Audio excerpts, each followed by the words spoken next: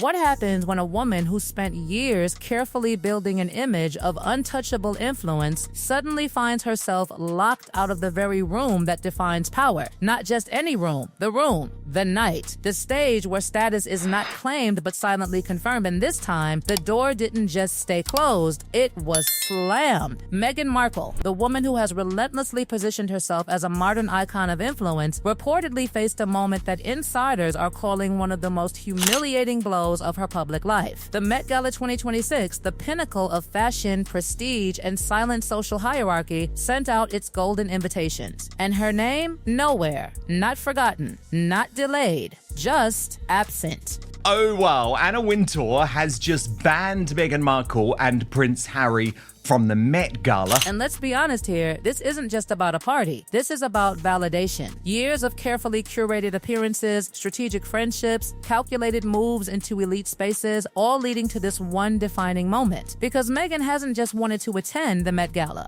She needed it. She needed that red carpet, that spotlight, that unspoken confirmation that she belongs at the very top. But instead, what she got was silence. And silence in this world is louder than rejection. The snub stings particularly hard for the Duchess, who actually had a shot at attending this year's costume art-themed event, given that two of the co-chairs, Beyonce and Venus Williams, have loose connections to her social circle. To understand why this hit so hard, you have to understand the power structure behind the scenes. This isn't a random guest list. This is controlled, carefully, ruthlessly, by people who don't just influence culture, they define it. Anna Wintour isn't just a name. She is the system. Decades of control, decades of watching, judging, deciding who rises and who fades. And standing beside that power, Lauren Sanchez Bezos, a woman now deeply embedded in the highest social circles imaginable. Together, they don't just approve a list, they are the list. And once that decision is made, it doesn't change. So when those invitations went out, when the biggest names in entertainment, sports, and fashion secured their place, there was one absence that whispered louder than all the confirmations combined. Meghan Markle, not invited, not included, not even considered, according to insiders. And the most brutal part, the people she calls friends, they're going.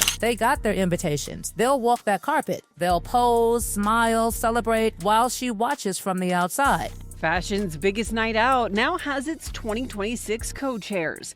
In addition to Anna Wintour, who always sits at the helm of the annual fashion event and fundraiser, Beyoncé, Nicole Kidman, and Venus Williams have been tapped to co-chair alongside the Vogue global editorial director. And that's where the sting turns into something deeper, because this isn't just rejection, it's exposure. Exposure of a reality that doesn't match the image. Meghan has long projected herself as a fully embedded member of Hollywood's elite inner circle, but the Met Gala guest list, it told a completely different story. A story where proximity doesn't equal acceptance, where connections don't guarantee entry, where even influence has limits. So what went wrong? Why her? Why now? That's where things start getting uncomfortable. Raise the stakes. Does that change the energy of the carpet? You upped it. They upped it. Love B, and just excited to have her there. And it's just going to be such an amazing night. The Met's always full of so many surprises, so I'm just really excited. Behind the scenes, whispers have been circulating for years. Tension, disagreements, moments that didn't sit right with the gatekeepers of fashion. Because Anna Wintour isn't interested in chaos. She protects the brand of the Met Gala with almost surgical precision. The night is about fashion, controlled, elevated, untouchable. And there have been growing concerns that Meghan doesn't just attend events, she redirects them toward herself, toward her narrative, toward her spotlight. And then came the Vogue situation. The moment that, according to insiders, shifted everything. Imagine walking into one of the most powerful editorial institutions in the world and trying to take control. Not suggest, not collaborate. Control, demands, vision, direction, a complete reshaping of something that wasn't hers to reshape. For someone like Anna Wintour, who has built her empire on control and precision, that wasn't just surprising, it was unacceptable. And from that moment on, something changed. A line was drawn, quietly, permanently, because in these circles, nothing is ever loud. No one announces exclusion exclusion, no one explains rejection. It just happens. And suddenly, a pattern begins to form. Appearances that raised eyebrows, moments that felt too staged, too calculated, too focused on personal branding rather than the event itself. The kind of behavior that doesn't just get noticed, it gets remembered. And in a world where reputation is currency, those memories matter. Because here's the truth no one says out loud: elite spaces don't just filter for fame. They filter for control, for predictability, for people who won't disrupt the balance. And Meghan, fairly or unfairly, has started to carry a reputation that makes people nervous. Not because of what she's done publicly, but because of what might happen privately. And when you add sponsors into the mix, when you bring in names like Bezos, when you consider the level of scrutiny these events face, the equation changes completely. It's no longer about who deserves to be there, it's about who is safe to be there. And suddenly, the decision starts to make sense. But here's where it gets even more uncomfortable, because this wasn't just a quiet exclusion. This was a moment that exposed something much bigger. A shift, a subtle but undeniable shift in how Meghan Markle is being perceived in the very circles she fought so hard to enter. And the question now isn't just why she wasn't invited, it's whether that door is closing for good. And just when it seemed like the silence couldn't get any louder, it did. Because what happened after the rejection wasn't a retreat. It wasn't quiet reflection. It was something else entirely. Something that made insiders raise their eyebrows even higher. Because instead of stepping back, instead of letting the moment pass, Meghan Markle reportedly shifted into overdrive. Not publicly acknowledging the snub, not addressing the whispers, but suddenly, almost strategically, her presence online began to intensify. Perfectly framed images, carefully curated glimpses into her life, Montecito scenes that looked less like candid reality and more like controlled storytelling. And people noticed. They always do. The timing felt too precise, almost as if the narrative needed redirecting, urgently, deliberately, before the Met Gala absence became the only story anyone was talking about. And that's where the discomfort grows, because when you start connecting the dots, a pattern begins to form that's difficult to ignore. The Easter posts, for example. On the surface, they seemed harmless, soft, lifestyle-focused content, messages about simple pleasures, family time, decorating eggs, but look closer, and something feels off. The tone, the delivery, the timing, it didn't feel spontaneous, it felt scheduled, engineered, as if these moments weren't being lived, they were being presented, designed to soften perception, to shift attention, to remind the audience of a different version of Meghan, a calmer version, a more relatable version.